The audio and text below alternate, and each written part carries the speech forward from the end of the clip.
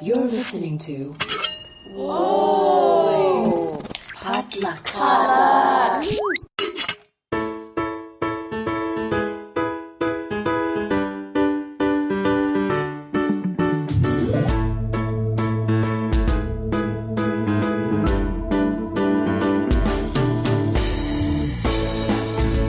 And welcome back to Books and Boba, a book club and podcast featuring books by Asian and Asian American authors. My name is Marvin Yue. And I'm Rira Yu. And we are here to do our, what month is it? November. Our November mid-month book update. We are almost at the end of 2019. We're almost at the end of the 2010s. Oh, man, you're right. As always, it's best of season in the world of media journalism, Movies, I guess. Yeah. But this is the year we're going to see a lot of best of the decade. That's true. Yeah. But what has this decade done for us? I mean, it started off great.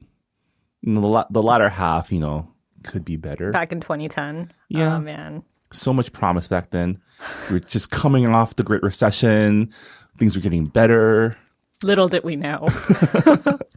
I mean, I haven't even thought about, what would my, best of the decade be? I have terrible memory. I don't even remember what I read this year.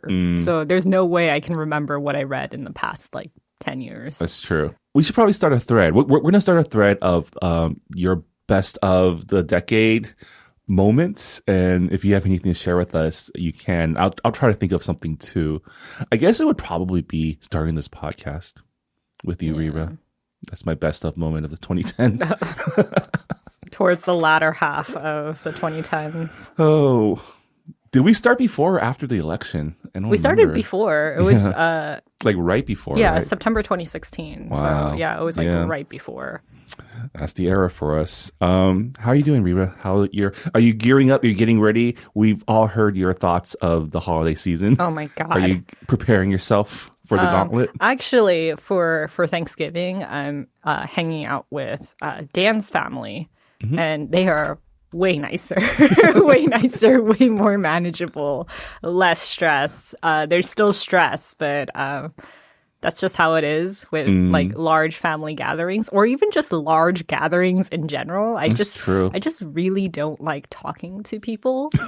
This is why you haven't seen me in other Asian American events in a long while, except for the play that we went to. Actually, you weren't there. I was not there. I was busy working. To be fair, I don't go to as many events as I used to neither. Not because I don't like talking to people. I'm okay with talking to people. I'm just become more lazy, I want to say. It's just as you get older, you start to value your time a little more. You start to value your energy too, because you realize you don't have as much of it as you used to.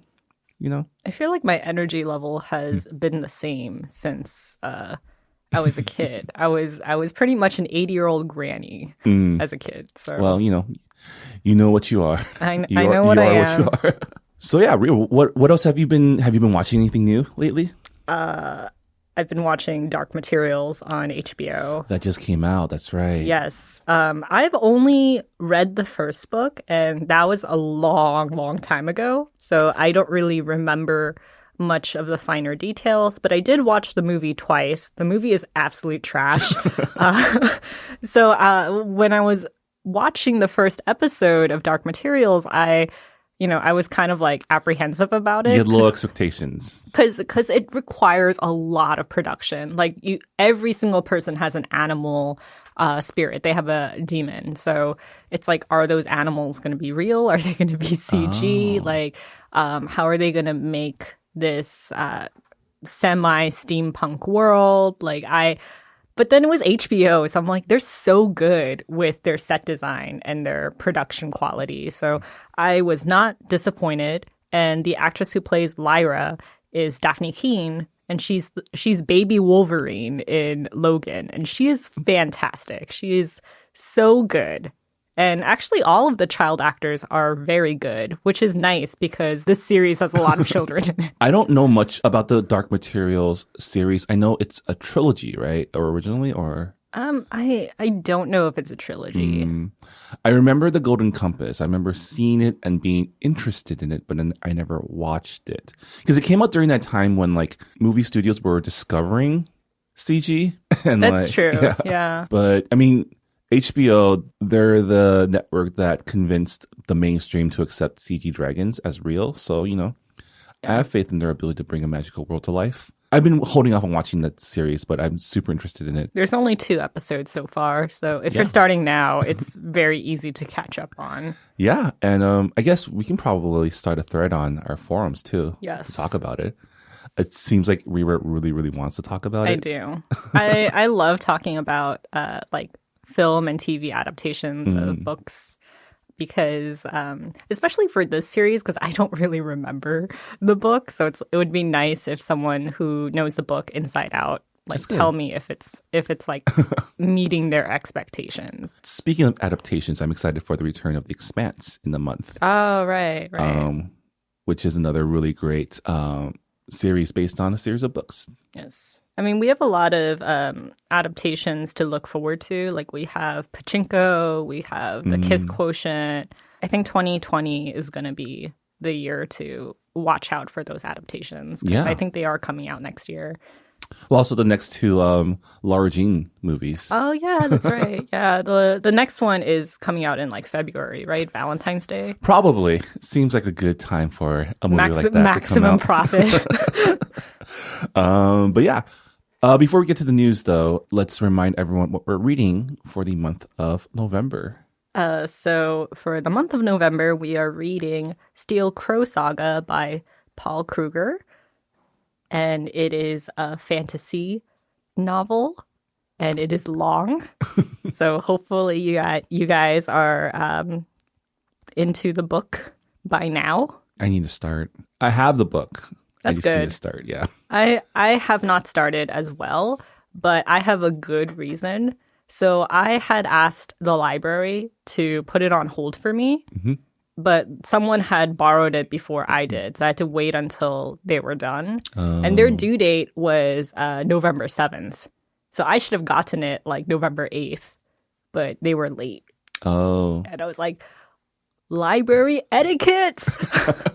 How dare you? How dare they? Yeah, so let's get on with what we came here to do today, which is go over the latest book and publishing news in the world of Asian American literature. So, Rira, why don't you start us off? Okay. World rights to Gita Varadarjan's debut picture book, My Bindi, was picked up by Scholastic. The picture book tells the story of a Hindu girl who discovers magic, power, and history of wearing a bindi for the first time. Publication is set for spring 2022. Congratulations. Again, a lot of picture books being picked up with diverse stories. Pretty awesome. Yes. Next up, in a 6-figure 2-book deal, Tor Books won Shelley Parker Chan's debut novel, She Who Became the Sun. Pitched as Mulan meets the Song of Achilles, the book is a queer alternative history that reimagines the rise of the founding emperor of the Ming Dynasty. Publication is slated for 2021. Next up, it's also a Mulan adaptation. Disney Hyperion signed Rose-marked author Livia Blackburn to write the second book in the Queen's Council series, which is a Disney princess series where the princesses are reimagined as rulers coming into power with the help of a mysterious force that weaves in between their individual stories. Blackburn will be adapting the story of Mulan and named Empress of a people who do not want her, forbidden from marrying the man she loves, and facing a potential coup. Mulan brings mysticism to the battlefield to fight for her right to rule. Is this just Kingdom Hearts fanfic? Is that what this is? Publication is set for fall 2021. Oh my God. So speaking of Kingdom Hearts, I finished Kingdom Hearts 3 finally after like a year of just having it in my house. And I've only played 1, Chain of Memories, 2, and then have seen like pretty much a walkthrough of the other games. Right. No idea what is happening. It was so much exposition. And I was just like, everything is so confusing. I don't think the writers even know what is going on anymore. And then the ending was so open-ended and it just ended in a cliffhanger. And I'm like, just end the series. It's just like, why? I mean, yeah. We can't talk about Kingdom Hearts, but I always found the anime storyline of Kingdom Hearts to be more interesting than the Disney ones. Yeah, like none of the Final Fantasy characters were in Kingdom Hearts 3. Oh, really? And I was like, what? Then why even have no Kingdom Cloud? How dare you? No lightning? How? That's sad. How dare they? How dare they? But this sounds really awesome. I secretly am wishing that this Mulan adaptation follows the path of Chinese empress fiction, which if you've seen any Chinese historical dramas that go through one of the many dowager empresses that ruled China, those empresses are badass, and I kind of want to see Mulan follow that trope, you know? Yeah. But also at the same time, I am getting a little bit fatigued with Mulan being used as a pitch shorthand. I also feel a little fatigued of repurposing Disney, just the... Okay, but this is Disney Hyperion. They own Disney Mulan. So it makes sense. Yeah, I'm just saying even with Disney Plus launching this week, just how much Disney owns our childhoods and of these things, of nostalgia, really, you know? Well, they don't own Anastasia or Swan Princess, so they don't have all of my childhood. But yeah, congrats, Olivia, and glad to see people doing something new with Mulan, I guess. Yes. Yeah. All right, next up, Harper Teen acquired North American rights to 3 novels from Kendari Blake, author of the best-selling 3 Dark Crowns series, which followers of our Instagram would know that I'm a big fan of their international anime-inspired covers. The first book is a standalone called All These Bodies, described as a speculative YA version of In Cold Blood. The book centers on a 15-year-old girl who turns from surviving victim to suspect of a Midwestern murder spree. The other 2 books in the deal is an untitled series that follows a mystical order of female warriors. Publication for All These Bodies is scheduled for 2021, and the first of the 2 fantasy novels is scheduled for fall 2022. Let me just say, this sounds like Kendara Blake's brand. A 15-year-old girl who becomes a suspect of a Midwestern murder spree. I'm like, yes. Give me all of the gritty murder stuff. Yeah. That seems to be her corner, and I'm all for it. Yeah, so congratulations to Kendari Blake on the new book deal. So looking forward to seeing them on bookshelves and also finding their international versions at the Taiwanese bookstore that I go to. Next up, Norton Young readers bought world English rights to Ken Mochizuki's middle grade biography of Michi Nishiura Weglin, a California farm girl who endured Japanese internment camps during World War II, became a renowned costume designer, and later left her Hollywood life to research and write a book about the real reasons for the camps, which led to a national movement that changed history. Publication is slated for spring 2021. Wow. Again, it's really cool to see people bring to light this era of our nation's history. That's, not a particularly proud moment, but also highlighting people who did something about it. The subject of this biography, I'm assuming the national movement that the description alluded to was the fight for reparations and redress by the U.S. government, which did happen, I think, in the 80s, where the U.S. government admitted fault for the internment and also paid, I think, a couple $1,000s to each surviving member who was still around. Mm-hmm. So, yeah. It's cool that there's something like this so kids can learn about it and teachers can assign. That's true. If you notice on a lot of English curriculum reading lists, a lot of them are by dead white guys. So it's really nice that there are contemporary books that they can pull from that reflect more on their other students' experiences. Yeah. All right, next up, Rewrite, what are you trying to do to me? Kennewick Press bought middle grade anthology Calling to the Moon, edited by Aida Salazar and Shamile Syed Mendez. The anthology features short stories and poems about menstruation written by contributors of color, including Hilda Burgess, Vida Bybee, Margarita Engel, Sadia Faruqi, Nikki Grimes, Leah Henderson, Erin Entrada Kelly, Guadalupe Garcia McCall, Elise McMullen Ciatti, Ciatti, Mason J, Emma Othagi, apologies. Nahid Hasnat Senzai, Christina Suntorvat, and Ibi Zoboi. The book is planned for spring 2022. And, again, apologies. Again, apologies for the mispronunciation. Rira has set me up to fail. I did not. As always, we pull the news from Publishers Weekly. And, I do my best to look up pronunciations beforehand, but a lot of the times there is no pronunciation guide. What we cut off from that last segment was we were coaching me through all those names. Or at least I tried. But middle grade anthology about menstruation, that is certainly very different from other anthologies that I have read. But it's good because, we are being more open about our bodies and and I feel like something like this would normalize a natural thing that happens that girls are typically shamed for, right? Yeah, and it's across all different cultures. So you may recognize some of the Asian authors that we have just listed out, but we also have Latina authors. We also have Black authors. So it will be interesting to see what people come up with. Yeah. Next up, Wendy Lam Books acquired Everything Starts With Nothing by May Respicio, author of The House That Lou Built. The middle grade story is about Alex, a quirky boy from Silicon Valley who helps his father take over his grandparents' struggling Filipino market, only to find himself at odds with his father's alpha male expectations. As Alex launches a successful slime selling operation, he discovers the importance of staying true to yourself and that success can take many forms. Publication is slated for summer 2021. Oh my God, slimes.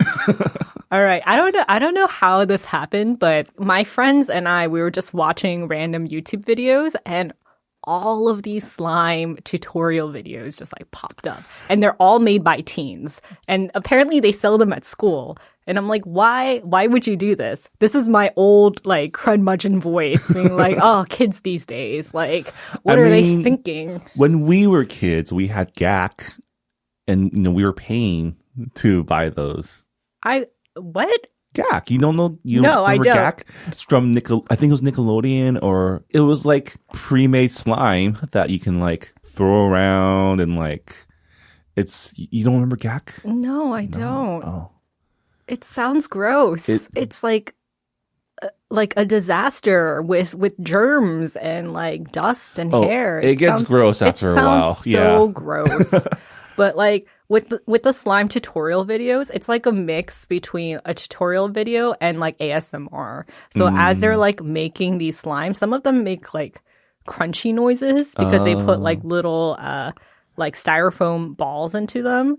And it's just really, really weird. I remember with GAC, it was all about making the fart noise. When you create a air bubble inside a GAC and it goes, yeah. I know that because both of my brothers are autistic, and when they were going through their therapy sessions, a lot of the toys that the teacher would introduce were sensory stuff. So they were sand. And then one of the things was some kind of slime thing. But my brothers were not really into that. So, but I don't know. It just seems weird. Slime's a thing. I remember when I was in visiting my nieces, they had just made homemade slime at Girl Scouts. So what do you do with them? You buy the slime and then it just stays in your room. How many can you actually have at one time? From personal observation, what you do with it is get your mother mad at you for leaving slime everywhere. That ends my Rira rant. Congrats to May Respicio for perpetuating the slime fad that will make Rira very, very upset. Not in my house. Next up, Levine Quierdo bought world English rights to Sol Lee's picture book by Penguin. Or by Penguin, because there's an exclamation point. Originally published in South Korea by Book Good Come, the story follows a penguin set adrift into an unexpected romp around the world. Publication is slated for fall 2020. Interesting. A translated picture book from a different country. Yeah. I feel like I don't really see that very often. Simply because the picture book industry is so big. There are like 5,000 picture books that come out That's every true. day. I mean, I guess this one probably has really cool art, maybe. Or Yeah, probably. you know. Yeah. I mean, we see picture books translated all the time. They're called manga. We were talking about manga earlier. We're just like, well, what are you reading? And I was like, I haven't really read that many mangas recently. It's been a long time for myself as well. Yeah, I read more webtoons than manga now because it's just so much easier to I read. mean, again, as you get older, your time becomes more precious. Yes. And also you have less of it. So If you have the Line app or the Webtoon app on your phone, I highly recommend Gourmet Hound by Lee Hama. It is so good. If you really like slice of life, food/family drama, this is your webtoon. like I have the app, but mostly just to read Dami Lee's strip. I read Dami Lee's strips as well. Like her strips are so short, so Yeah. it's very easy to read. As per usual. She was also a guest on our podcast, which Yes. is why I subscribe. Yeah, go check that episode out. What's next, Vera? Scholastic acquired world rights to Wendy Wan Longshang's picture book debut, The Rice in the Pot Goes Round and Round. Oh, I love that. Illustrated by Lorian Tu, the book is a twist on The Wheels on the Bus that celebrates the food, laughter, and love of a multi-generational family meal. Publication is scheduled for spring 2021. But wait, you shouldn't do anything to rice in the pot. You just leave it there until it cooks. I think What it's are they doing to the rice? like when you clean it. Oh, yeah. I don't really. Do that part Who of it. cooks rice in a pot nowadays? Nobody. Except for Instapot. I haven't tried cooking with Instapot yet.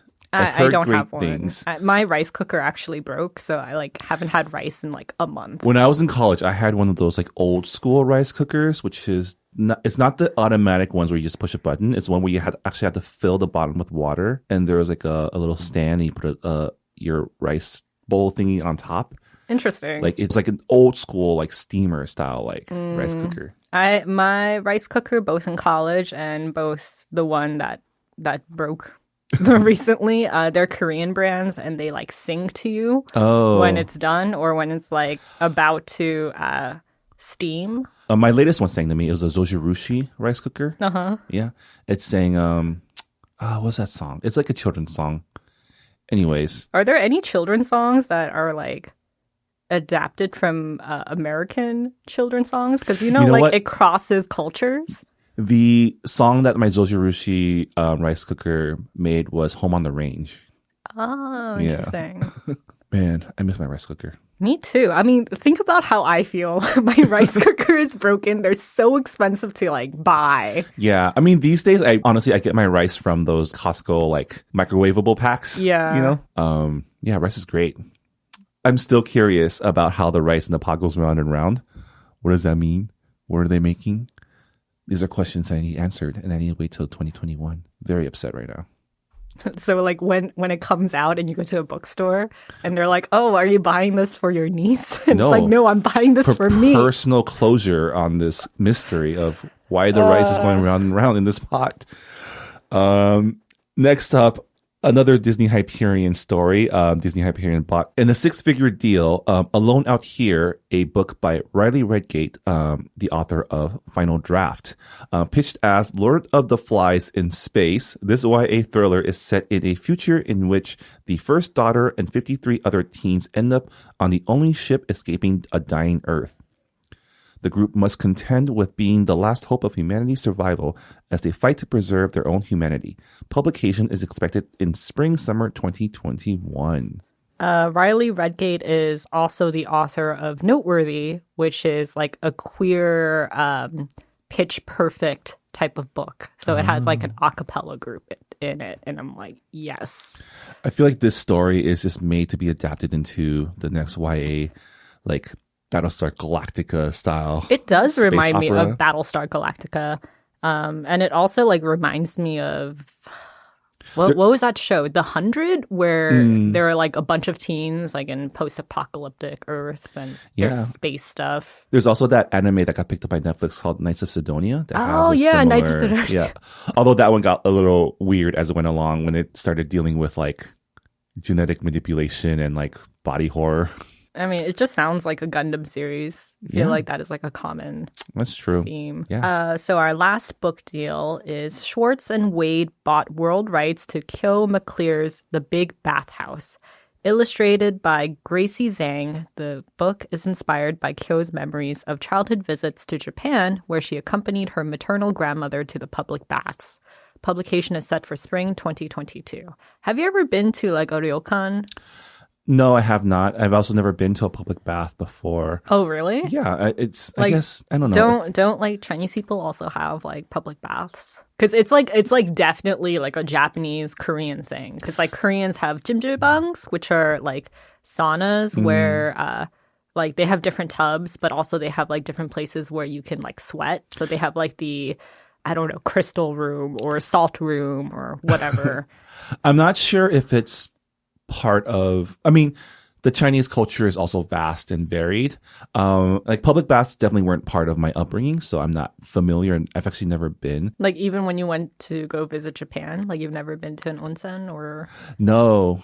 I think for me personally, the idea of like bathing with other people is weird. Although, even though I have been in public swimming pools, so I don't know.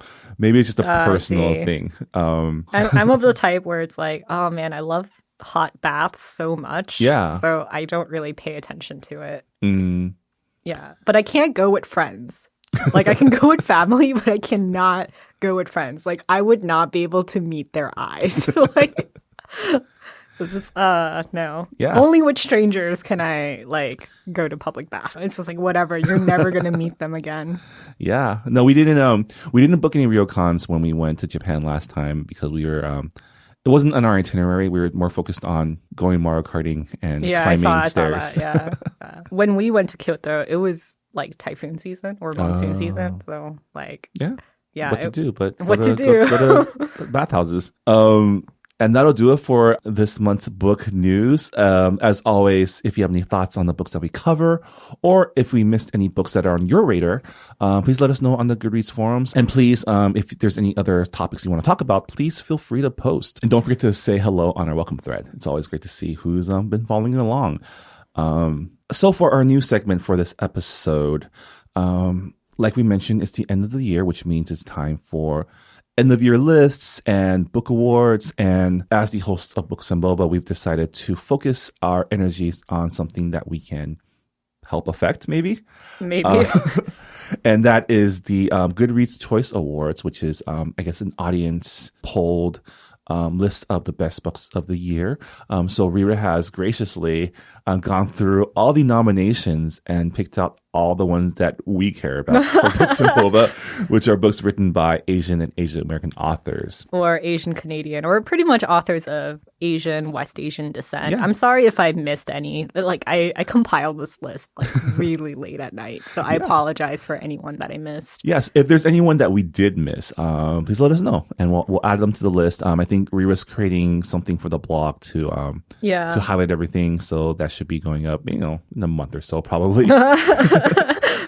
But wanted to give shine to all the authors. It was a really great year for books. Yeah, I like feel looking at the list, there have been some really good books that came out. Yeah. Even though I did not read most of them, but I do recognize some of the reviews that I've seen from our book club members and also on Twitter. Yeah. So we're just gonna go down the list. So for best debut novel, some of the nominees of Asian descent have been Hafsa Faisal's We Hunt the Flame, Angie Kim's Miracle Creek, Ocean Vuong's On Earth We're Briefly Gorgeous, and Itaf Rum's A Woman Is No Man. I heard a lot of great things about Ocean Vuong's book.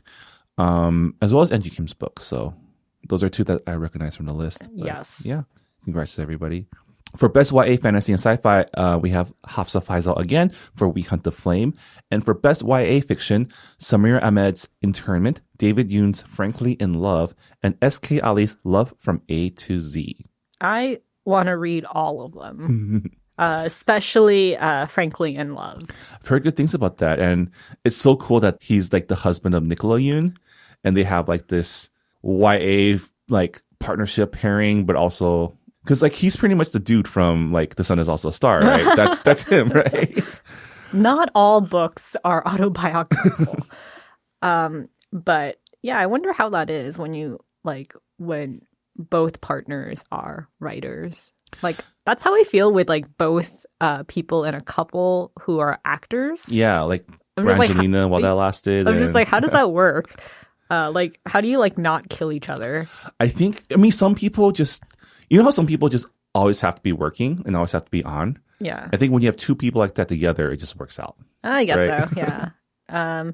For Best Middle Grade and Children's Books, we have Jasmine Warga's Other Words for Home, Padma Venkatraman's The Bridge Home, Yoonha Lee's Dragon Pearl, Soman Chainani's A Crystal of Time, Roshani Chosky's Arusha and the Song of Death.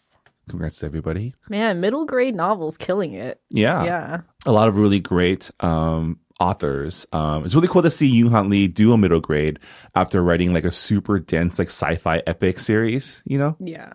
For Best Fiction, again, Ocean Vuong's On Earth We're Briefly Gorgeous and Itaf Rum's A Woman Is No Man. Just racking up the nominations there. Congrats to both of you. Yes. Best Mystery and Thriller, we have Angie Kim's Miracle Creek, Jean Kwok's Searching for Sylvie Lee, and Tosca Lee's The Line Between. And for Best Historical Fiction, we have Lisa C's The Island of Sea Women, Yang Zhe Chu's The Night Tiger, and for Best Fantasy, we have R.F. Kuang's Dragon Republic. That's so good. I actually read The Dragon Republic, and it's definitely a great follow-up to Poppy War. Oh, that's good. People should read it. I have 3 of these. I have all 3 of those books and have not read any of them. Have you finished Poppy War yet? No, I haven't. Oh, yeah. I think you'll enjoy it. I'm so bad at time management. And speaking of Yang Xi, that reminds me of that one show we were forgetting about that's being adapted next year, which is The Ghost Bride, which was one of our book club's picks. Stay tuned for that episode. Yeah. When we talk about the adaptation, because there's no way we're not going to watch that. For Best Romance, we have Helen Hong's The Bride Test and Uzma Jalaluddin's Aisha at Last. And for Best Science Fiction, we have Mike Chen's Here and Now and Then and Ted Chiang's Exhalation. All great books that I've heard a great deal about. Yeah. We have, for Best Humor, Ali Wong's Dear Girls. And for Best Nonfiction, we have Esme Weijun Wang's The Collected Schizophrenia's Essays. For Best Cookbook, we have Priya and Ritu Krishna's Indian-ish, Recipes and Antics from a Modern American Family, and Hugh Omano's Let's Make Ramen. So for Best Graphic Novel, I'm going to include Asian illustrators, because I believe that for graphic novels, illustrators pretty much do half the work in terms of storytelling. So I've added them on here as well. We have They Called Us Enemy, written by George Takei, Justin Eisinger, Stephen Scott, and it was illustrated by Harmony Becker. And then we have Good Talk by Mira Jacob, Laura Dean Keeps Breaking Up With Me by Mariko Tamaki, Book Love by Debbie Tung, Marjorie Liu's Monstrous Volume 4, The Chosen, Mooncakes, written by Suzanne Walker and illustrated by Wendy Xu, and Paper Girls Volume 5, written by Brian Vaughn and illustrated by Cliff Chang and Matthew Wilson. Are you caught up with Monstrous yet? No, you keep asking me this, and I'm not. I only have so much time in my life. I have so many hobbies that are time consuming. It's getting good. I really want to read Good Talk by Mira Jacob, because it talks about like colorism and interracial marriage, and it sounds like my jam. And finally, for Best Poetry, we have Jasmine Kaur's When You Ask Me Where I'm Going, Franny Choi's Soft Science, and Lang Liev's Love Looks Pretty on You. We also talked to Lang in a previous episode. Former guest.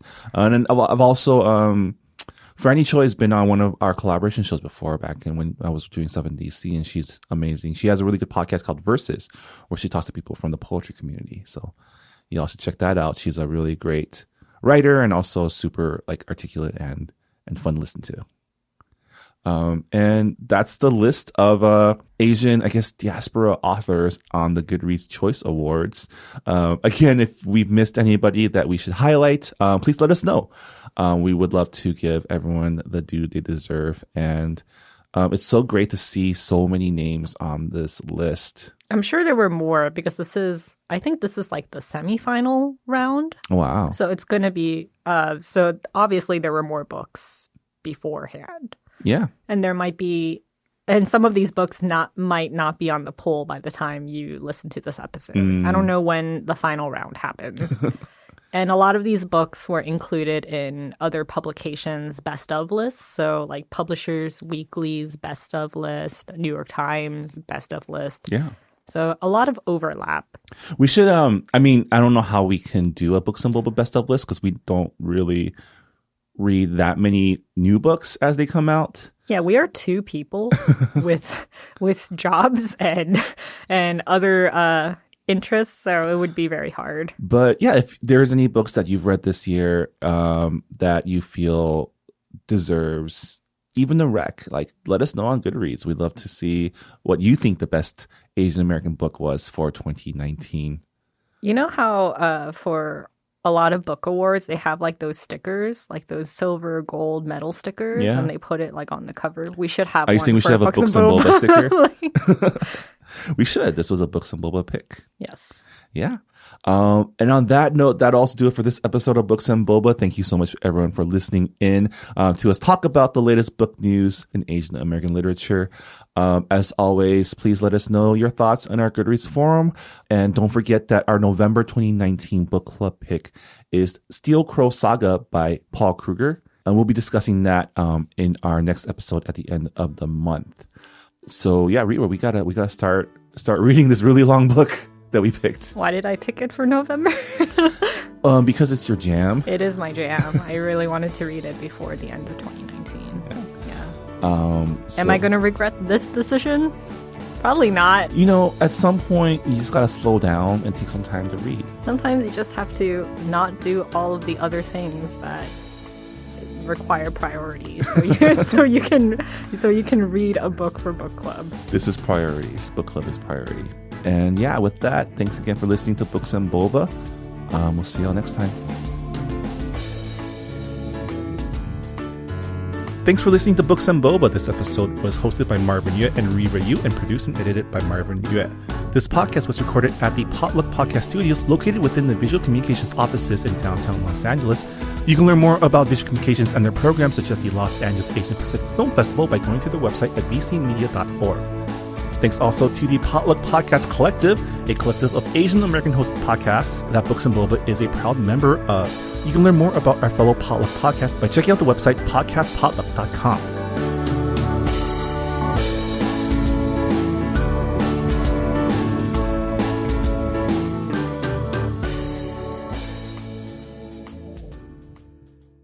Hey Brian, did you go to Saturday school as a kid? I sure did. Did you? Totally. Well, at our podcast, Saturday School, we don't teach a language, but we pass along the culture that we do know. And that's Asian American pop culture. Ada's a journalist, and I'm a professor and film festival programmer. We've watched a lot of great Asian American movies, and we want you to watch them too. Come listen to us as we look back at the pioneering films that have led us to today.